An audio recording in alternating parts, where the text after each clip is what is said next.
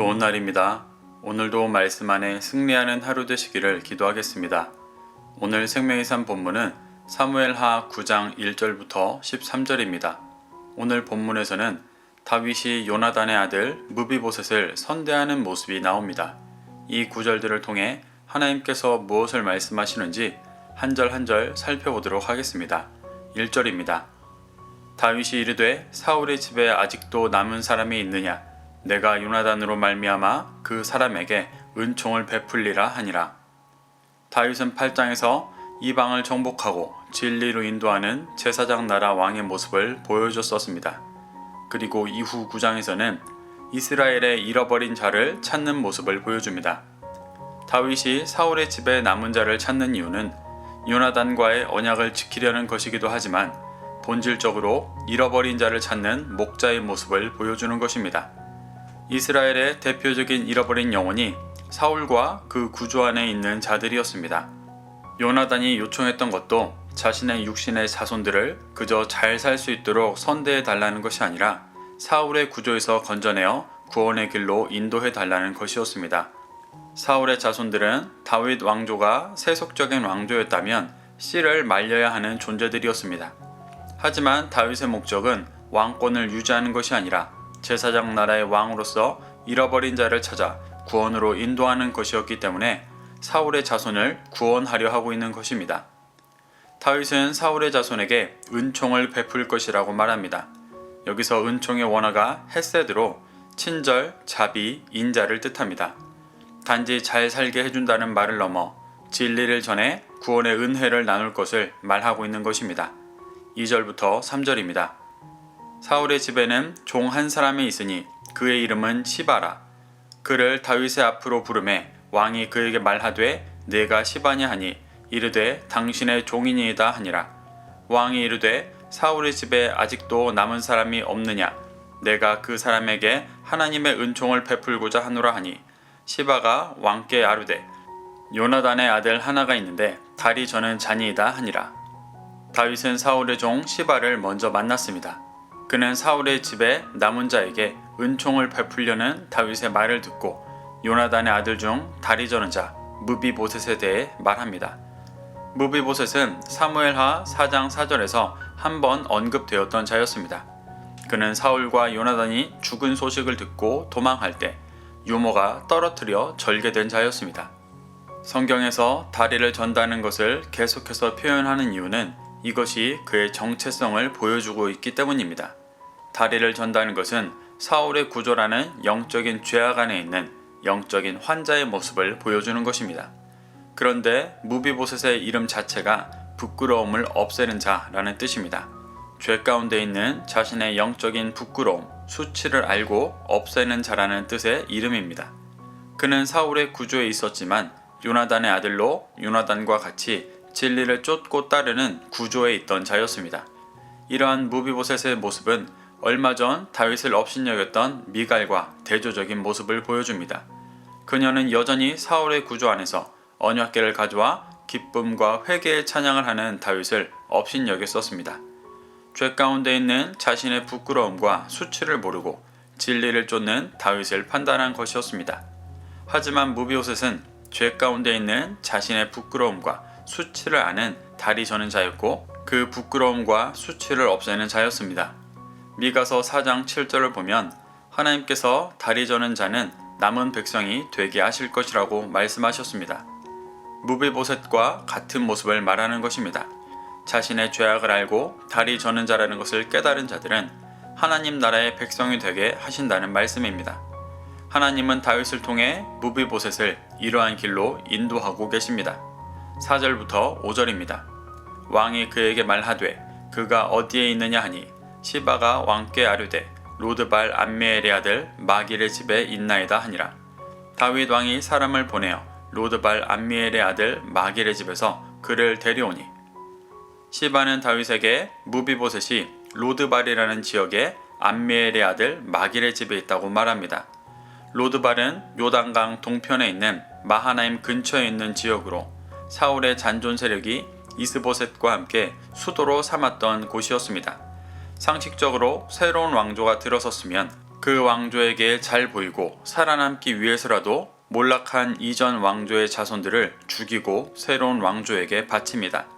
그런데 마길이라는 사람은 다윗이 왕이 된 상황에도 그 지역에 남아있던 사울의 자손인 무비보셋을 보호하고 있었습니다.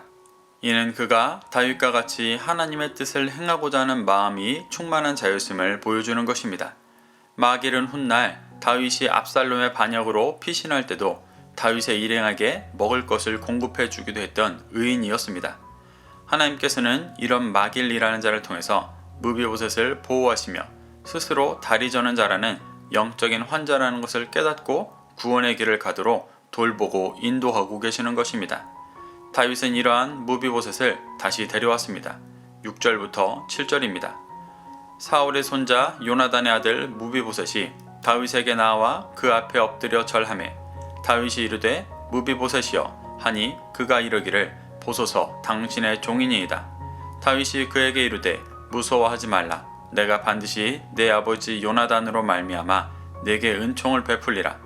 내가 내 할아버지 사울의 모든 밭을 다 내게 도로 주겠고 또 너는 항상 내 상에서 떡을 먹을지니라 하니 다윗은 자신에게 와 엎드리는 무비보셋에게 무서워하지 말라고 말하며 요나단으로 말미암아 두 가지 은총을 베풀 것이라고 말합니다. 그 은총은 사울의 모든 밭을 돌려주는 것이고 자신의 상에서 떡을 먹게 하는 것이었습니다. 이스라엘에서 밭은 하나님께서 출애굽 때 나눠주셨던 가문의 영적인 기업이었습니다. 그곳에서 제사장 나라 백성으로서 열매를 맺었어야 했습니다. 그래서 다윗이 무비보셋에게 밭을 돌려준다는 것은 그가 다시 제사장 나라의 백성으로서 영적인 열매를 맺을 수 있도록 터전을 돌려주겠다는 것이었습니다. 또 내 상에서 떡을 먹게 하겠다는 것은 다윗이 믿고 따르고 나누는 진리를 함께 나누겠다는 말입니다. 예수님은 누가복음 22장 30절에서 자신을 믿고 따르는 제자들에게 예수님의 상에서 먹고 마시며 보좌에 앉아 이스라엘 12지파를 다스릴 것이라고 말씀하십니다. 이것은 예수님의 상에서 함께 진리의 말씀을 먹고 진리로 이스라엘 12지파를 다스리고 섬긴다는 것을 뜻합니다. 다윗이 무비보셋에게 행하는 일 또한 이와 동일했습니다. 자신과 함께 먹고 마시며 진리를 나누고 제사장 나라 백성으로서 이스라엘과 열방을 회복하는 일을 함께 할 것을 말하는 것입니다. 이것이 사울의 구조를 깨뜨리고 진리의 길을 가려 하는 자에게 하나님께서 주시는 큰 상이었습니다. 8절입니다. 그가 절하여 이르되 이 종이 무엇이기에 왕께서 죽은 개 같은 나를 돌보시나이까 하니라. 다윗의 이 말을 들은 무비보셋은 자신을 죽은 개라고 표현하며 자신이 무엇인데 돌보시냐고 겸손히 말합니다. 이 고백은 마태복음 15장 27절에 나온 이방 여인의 고백과 같습니다. 이방 여인은 예수님께 자신을 비천한 개로 비유하며 주인의 상에서 떨어지는 진리의 부스러기라도 먹어 구원의 길을 가고자 고백했었습니다. 이 고백에 예수님은 그 여인의 믿음이 크다고 칭찬하셨었습니다. 무비보셋은 비천한 개와 같은 자신의 영적인 모습을 알고 왕의 상에서 떨어지는 부스러기라도 감사해야 하는 부끄러움을 깨트린 자의 모습을 보여주고 있는 것입니다. 이러한 고백을 들은 다윗은 자신이 말한 대로 두 가지 은총을 모두 베풀어 줍니다. 9절부터 11절입니다. 왕이 사울의 시종 시바를 불러 그에게 이르되 사울과 그의 온 집에 속한 것은 내가 다 내 주인의 아들에게 주었노니 너와 내 아들들과 내 종들은 그를 위하여 땅을 갈고 거두어 내 주인의 아들들에게 양식을 대주어 먹게 하라. 그러나 내 주인의 아들 무비보셋은 항상 내 상에서 떡을 먹으리라 하니라. 시바는 아들이 15명이요 종이 20명이라. 시바가 왕께 아뢰되 내 주 왕께서 모든 일을 종에게 명령하신 대로 종이 준행하겠나이다 하니라. 무비보셋은 왕자 중 하나처럼 왕의 상에서 먹으니라. 다윗은 시바를 불러 원래 사울의 소유였던 모든 것을 무비보셋에게 돌려주었습니다. 그리고 시바로 하여금 다시 주인을 섬기는 종이 되게 하셨습니다. 또 무비보셋을 다윗의 왕자들처럼 왕의 상에서 함께 먹게 하였습니다. 이것이 사울의 구조를 끊고 진리 안에 들어와 제사장 나라의 백성으로 살기를 결단한 자들에게 주시는 하나님의 은혜입니다. 아들의 권리가 회복되어지고 진리를 먹고 마시며 그 은혜 가운데 거하게 되는 것입니다. 12절부터 13절입니다. 무비보셋에게 어린 아들 하나가 있으니 이름은 미가더라. 시바의 집에 사는 자마다 무비보셋의 종이 되니라. 무비보셋이 항상 왕의 상에서 먹음으로 예루살렘에 사니라. 그는 두 발을 다 절더라. 무비보셋에게는 미가라는 아들이 하나 있었습니다. 역대상에 나오는 사울의 족보를 보면 사울의 가문이 끊어지지 않고 무비보셋과 미가를 통해 번성해 갔음을 알 수 있습니다. 이것이 사울의 구조를 끊고 진리를 따랐던 요나단과 그의 아들 무비보셋의 영적인 열매였습니다. 그는 항상 왕의 상에서 먹으며 끝까지 두 발을 저는 자라는 정체성을 놓치지 않았었습니다. 사랑하는 성도 여러분, 다윗은 이방의 진리를 전한 후 이스라엘의 잃어버린 양을 찾아 진리로 회복시켜 주었습니다. 그는 철저히 제사장 나라의 왕으로서 하나님의 뜻을 행하고 있습니다.